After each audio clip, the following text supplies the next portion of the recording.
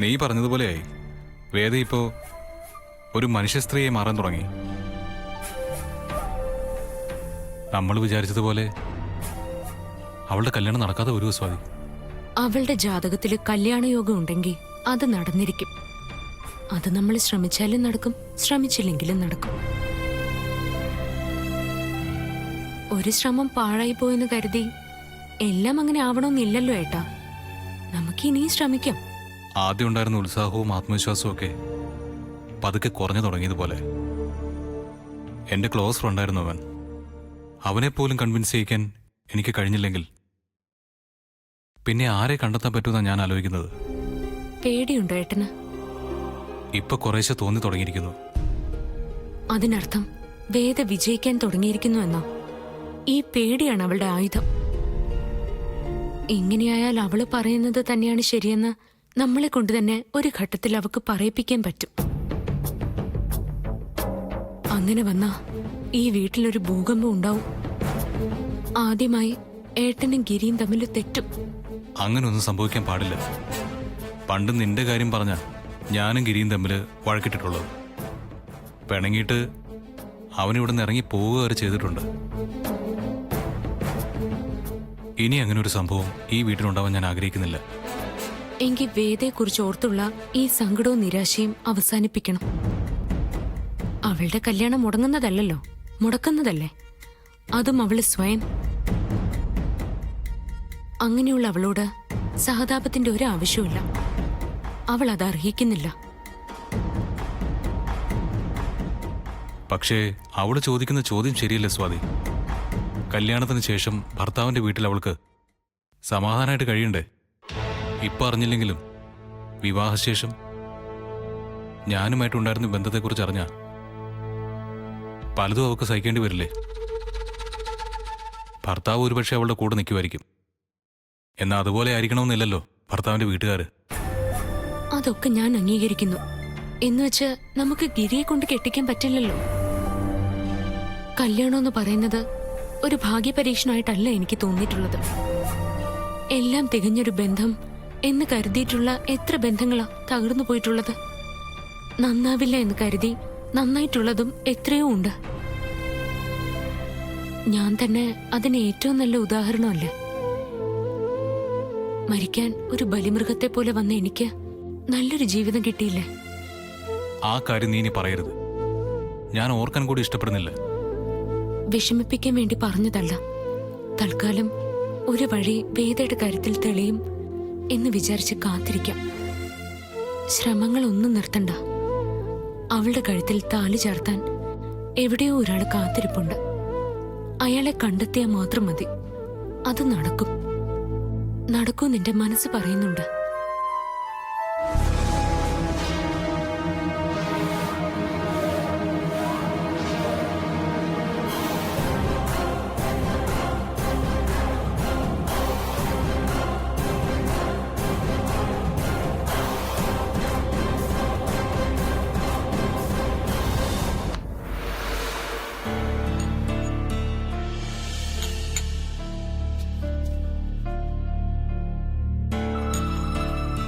നിന്റെ വിഷമം അമ്മയ്ക്ക് മനസ്സിലാവും മോളെ. സങ്കടപ്പെടരുത്. എല്ലാം വിധിയാണെന്ന് കരുതി സമാധാനിക്കണം. അച്ഛനൊരു ഐഡിയ പറഞ്ഞു. കേട്ടപ്പോ കൊള്ളാന്ന് എനിക്കും തോന്നി. നമുക്ക് കുറച്ചു നാളത്തേക്ക് ബാംഗ്ലൂരിലേക്ക് പോയാലോ? എന്തായാലും അവിടെ ഫ്ലാറ്റ് വെറുതെ കിടക്കുക. നിന്റെ ഈ മൂഡ് ഓഫ് നിരാശയൊക്കെ മാറുകയും ചെയ്യും.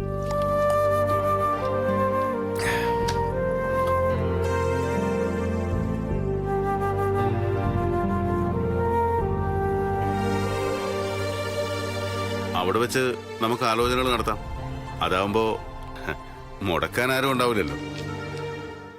അതൊന്നും വേണ്ട. ഒന്നാമത് ഇവിടം വിടാൻ എനിക്ക് തീരെ താല്പര്യമില്ല. രണ്ടാമത് അവിടെ ചെന്ന് താമസിച്ച കല്യാണം നടക്കുമെന്നുള്ള വിശ്വാസം എനിക്കില്ല.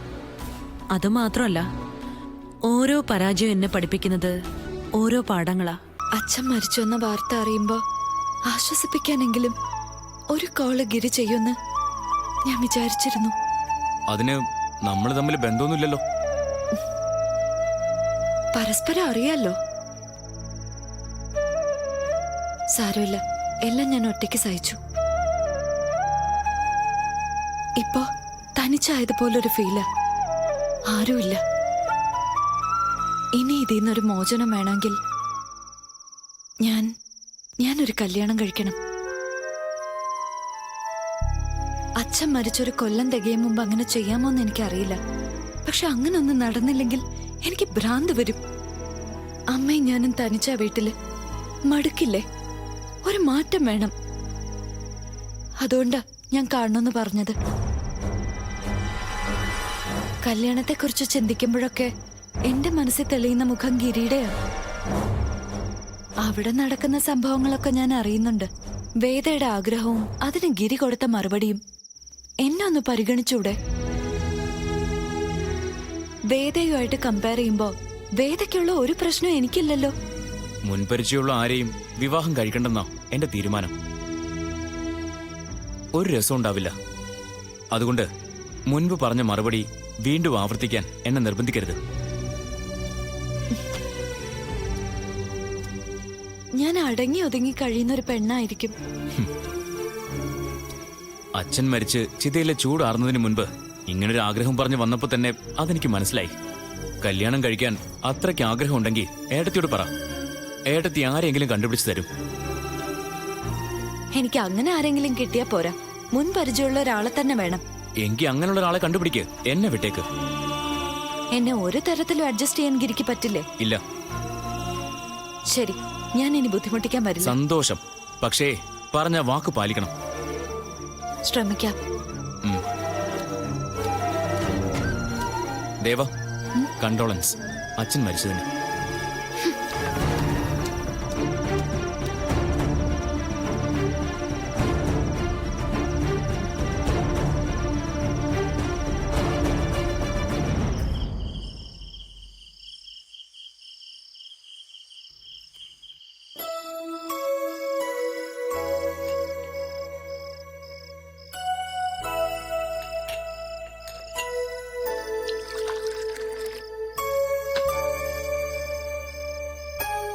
ഗിരി, ഞാനൊരു കാര്യം പറഞ്ഞാ നീ അനുസരിക്കോ? എന്റെ നന്മയ്ക്കല്ലാതെ ഏട്ടത്തി ഒന്നും പറയില്ലെന്ന് എനിക്കറിയാം. അതുകൊണ്ട് കണ്ണും പൂട്ടി അനുസരിക്കും. വേദ നിന്നെ കെട്ടണമെന്നുള്ള വാശിയില്ല. അത് അവളുടെ വിവരക്കേട്, അല്ലെങ്കിൽ ഒരിക്കലും നടക്കാത്ത സ്വപ്നം. അവളുടെ ആഗ്രഹം അവസാനിക്കണമെങ്കിൽ ഒരു എളുപ്പ വഴിയുണ്ട്. നീ വേറെ പെണ്ണ് കിട്ടണം. പലതരത്തിൽ ഞാൻ ചിന്തിച്ചു. അവസാനം കിട്ടിയ വഴിയായത്. നീ വേറൊരു പെണ്ണിനെ കല്യാണം കഴിച്ചാ വേദയ്ക്ക് പിന്നെ നിന്നെ കെട്ടണമെന്ന് വാശി പിടിക്കാൻ പറ്റില്ല. അതോടെ വേദ എന്ന് പറയുന്ന തലവേദന എന്നേക്കുമായി നമ്മളെ വിട്ടുപോവും.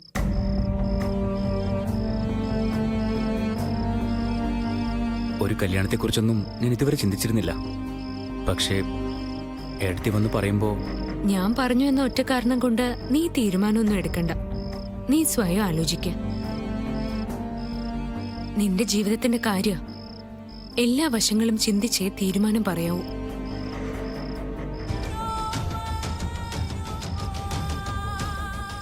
ഒരു കുടുംബമായിട്ട് കഴിയാനുള്ള പക്വതയായെന്നുള്ള സംശയം മാത്രമേ എനിക്കുള്ളൂ. അതൊക്കെ ആയി എന്ന് എനിക്ക് സമ്മതമാ. ഏട്ടത്തി പറഞ്ഞു ശരിയാ. ഇങ്ങനെ എന്തെങ്കിലും ചെയ്താലേ വേദ എന്ന ധൂമകേതു നമ്മുടെ വീടിനെ ഉപേക്ഷിച്ചു പോവൂ. അല്ലെങ്കിൽ നീറി നീറി നിൽക്കും. ഞാനെന്നാ ഈ വിവരം ഏട്ടനോട് പറയട്ടെ? പറഞ്ഞോ. പക്ഷേ എനിക്ക് ചില കണ്ടീഷൻസ് ഉണ്ട്.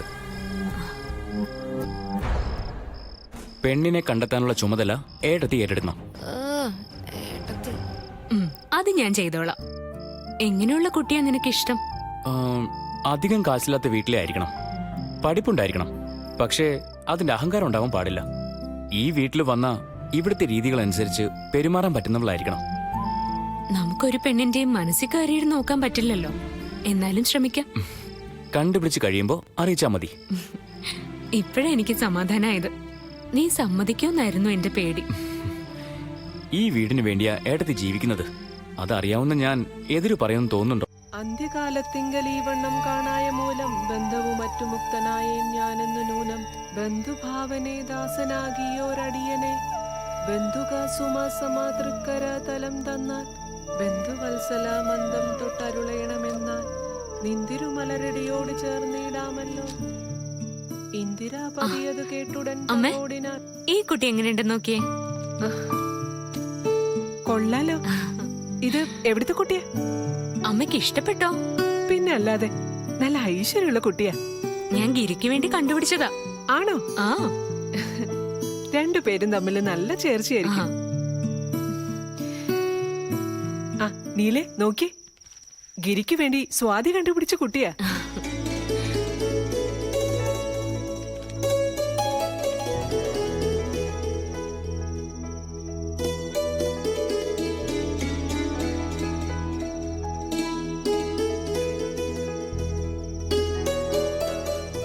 കൊള്ളാം. അവനെ കാണിച്ചോ? ഇല്ല. കൈയോടെ കാണിക്കാം. എന്തിനാ വെച്ച് താമസിപ്പിക്കുന്നത്? ഗിരി, ഗിരി.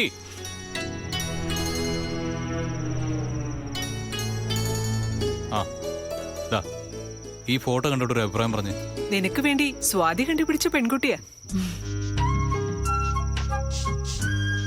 ഇഷ്ടപ്പെട്ടോ? ഹോ, പെണ്ണ് കണ്ടെത്താൻ ഏട്ടത്തെ ഏൽപ്പിക്കുമ്പോ എനിക്കൊരു പ്രതീക്ഷയുണ്ടായിരുന്നു. അതേതായാലും തെറ്റിയില്ല. വലിയ കാശൊന്നും ഇല്ലാത്ത വീട്ടിലെയാ. ഒറ്റ മോളാ. അച്ഛൻ സ്കൂൾ മാഷായിരുന്നു. ഇപ്പൊ റിട്ടയർ ചെയ്തു. അധ്യാപകന്റെ മകളാവുമ്പോ നല്ല അടുക്കം ഒതുക്കം ഉണ്ടാവും. എനിക്ക് വേണ്ടതും അത് തന്നെയാ. എന്താണ് സഭ കൂടിയിരിക്കുന്നത്? എന്തെങ്കിലും ആലോചിക്കുവാണോ? അല്ല, ഞാൻ കയറി വന്നത് ശല്യമായോ? എന്തിന്? നീയും കൂടി അറിയേണ്ട കാര്യ. ഞാൻ അതെ, ഇതാണ് ഗിരി കെട്ടാൻ പോകുന്ന പെണ്ണ്.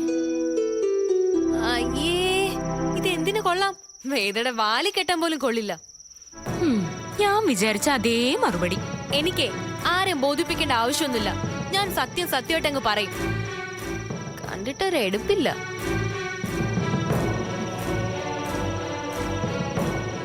സാരമില്ല, ഞാനതങ്ങ് സഹിച്ചു. ശുദ്ധ മണ്ടത്തരം നീ കാണിക്കാൻ പോകുന്നത്. നിന്റെ ഏട്ടത്തി അമ്മാന്ന് പറഞ്ഞ് നടക്കുന്ന ഇവള് പറയുന്നത് കേട്ട് എടുത്തു ചാടിയാലുണ്ടല്ലോ, ജീവിതം കട്ട പുകയാവും.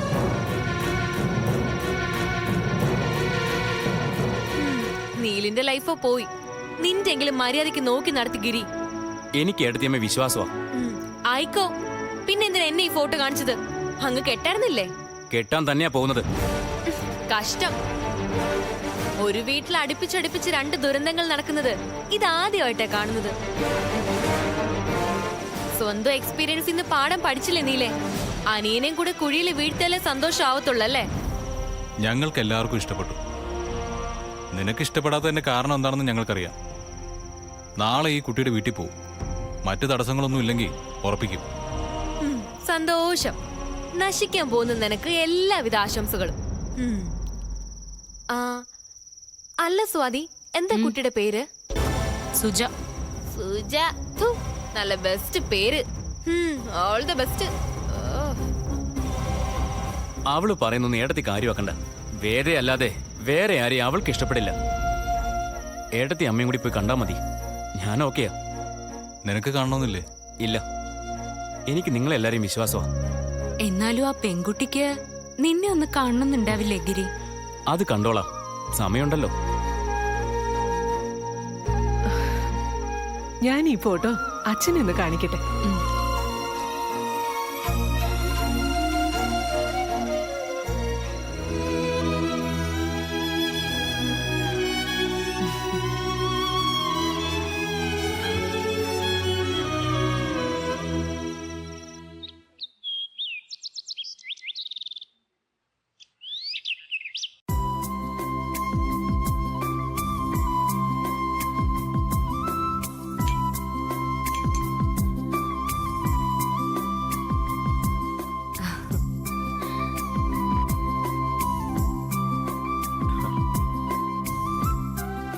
ചെറുക്കം വരാതിരുന്നത് കഷ്ടമായിപ്പോയി. അവൻ വരും. ഞങ്ങള് കണ്ടിഷ്ടപ്പെടുന്ന പെണ്ണിനെ കണ്ടാ മതിയെന്ന അവന്. അതും ഒരു കണക്കോർത്താ നല്ലതാ. ഞാൻ ഗിരിയുടെ ഏട്ടത്തിയാ. വേദ വന്ന് അങ്ങനെയൊക്കെ പറഞ്ഞപ്പോ പേടിച്ചു അല്ലേ? ആരായാലും പേടിക്കില്ലേ? സുജ പേടിക്കരുത്. കാരണം അവള് പറയുന്നതൊന്നും സത്യമല്ല. അവൾക്ക് ഏട്ടനെ കല്യാണം കഴിക്കാനായിരുന്നു താല്പര്യം. നടന്നില്ല. അതിന്റെ ദേഷ്യം ഇപ്പൊ തീർക്കുന്നത്. എന്നാലും അങ്ങനെയൊക്കെ വന്ന് പറയൂ ആരെങ്കിലും? ആരെങ്കിലും പറയില്ല, പക്ഷെ അവള് പറയും.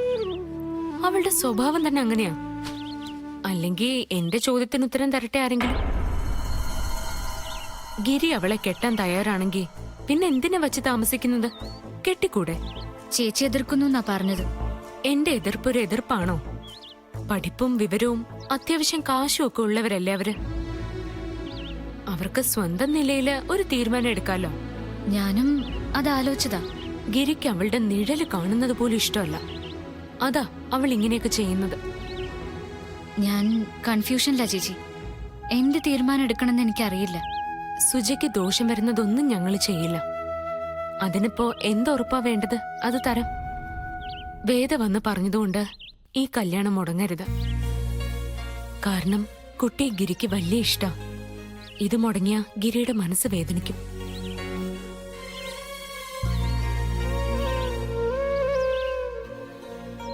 ഇനിയും സംശയമുണ്ടെങ്കിൽ എന്റെ കൂടെ വാ. നമുക്ക് വേദയുടെ വീട്ടിൽ ചെല്ലാം. അവിടെ അവളുടെ വീട്ടുകാരുണ്ടാവുമല്ലോ. അവരുടെ മുമ്പിൽ വെച്ച് സംസാരിക്കാം. അപ്പോ സത്യം സുജിക്ക് ബോധ്യവും. അതൊന്നും വേണ്ട ചേച്ചി. ചേച്ചി സമാധാനമായിട്ട് പോയിക്കോളൂ. ഞാൻ ഒന്ന് ആലോചിക്കട്ടെ, എന്നിട്ടൊരു തീരുമാനം പറയാം. ശരിയെന്നാ.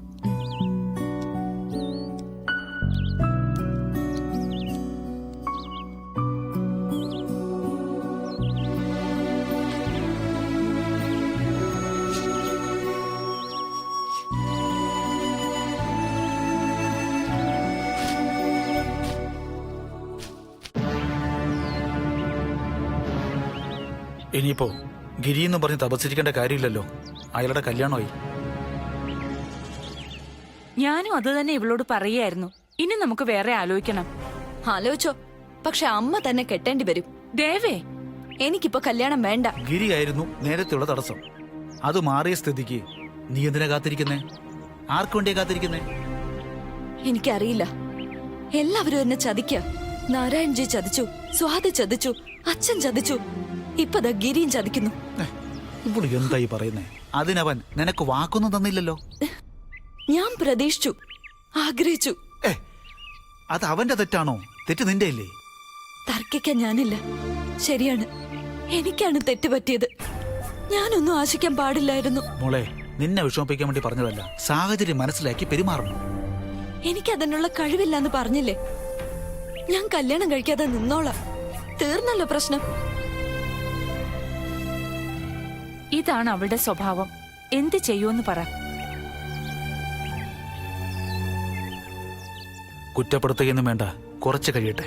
നമുക്ക് തന്നെ എല്ലാം പറഞ്ഞ് ശരിയാക്കാം. എനിക്ക് ഇങ്ങനൊരു ഗതി വന്നല്ലോ ഈശ്വര. ശിക്ഷയാ. സ്വാതിയെ ദ്രോഹിച്ചതിനുള്ള ശിക്ഷ. ഈ വീട്ടിൽ നിന്ന് ഇറക്കി വിട്ട പെണ്ണിപ്പോ രാജ്ഞിയെ പോലെ കഴിയുക. ഞാനും എന്റെ മോളുവോ മടുത്തു.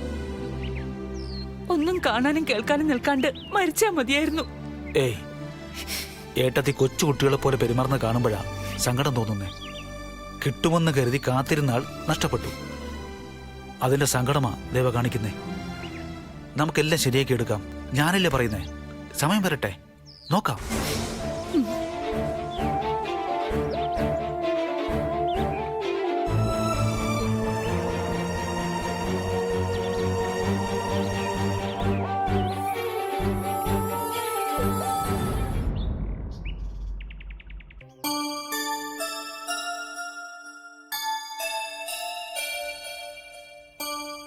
ഞാനൊരു ഇടത്തരം വീട്ടിലെ കുട്ടിയാ.